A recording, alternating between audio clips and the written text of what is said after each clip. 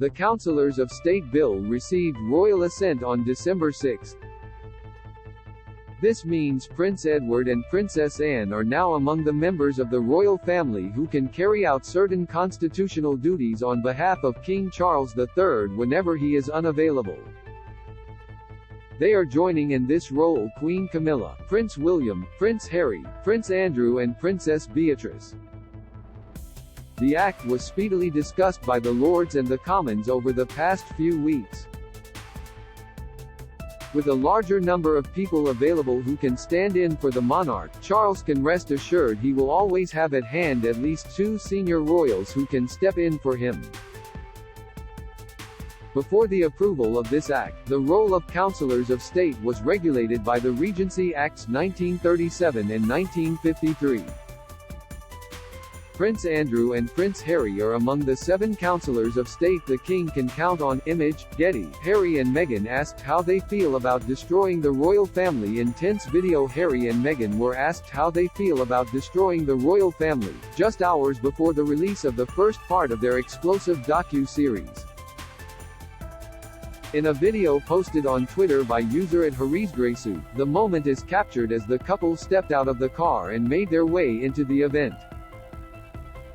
See the video here. Prince Edward and Princess Anne have recently become Counsellors of State. Image, Getty.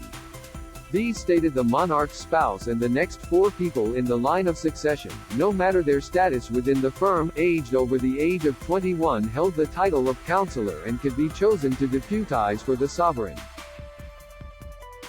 The new act doesn't exclude the Dukes of York and Sussex and Princess Beatrice, who are all non-working members of the royal family, from the role. However, they are now highly unlikely to ever be drafted as, during a reading of the Counsellors of State Bill held last month in the House of Lords, the Lord Privy Seal Lord True said the royal household had confirmed that only working members of the firm would be called upon to act in lieu of the King if the Earl of Wessex and the Princess Royal were added to the pool of counsellors. During that same reading, Labour peer Lord Berkeley brought forward an amendment that would have taken off the list of counsellors the Dukes of York and Sussex if approved. Read more. Meghan faces growing U.S. backlash as Netflix PR strategy backfires. Prince Andrew, Prince Harry and Prince William have been Counsellors of State for several years. Image, Getty.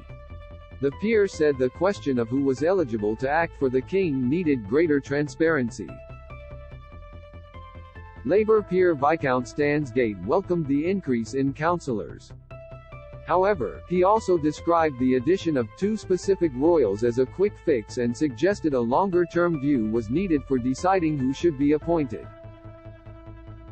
Among the duties counsellors can be drafted to carry out are the signing of official documents, holding Privy Council meetings and receiving the credentials of new ambassadors to the UK. Don't miss Princess Diana's butler rages at Harry and Meghan over Netflix series. Insight, GB News sparks uproar as Dan Wootton savages Harry and Meghan. Clip, Meghan's communicative eye expression trick that Kate does not use. Report, King Charles attended the state opening of Parliament on behalf of the Queen in May. Image, Getty. Trending at least 2 Counsellors of State at the time are needed to carry out duties on behalf of the King.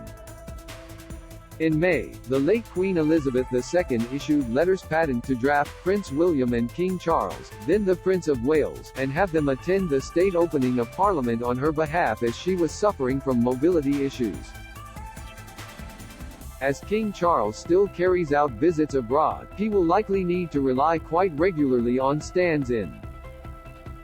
The late Queen stopped undertaking foreign visits in November 2015, when she paid one last visit to Malta.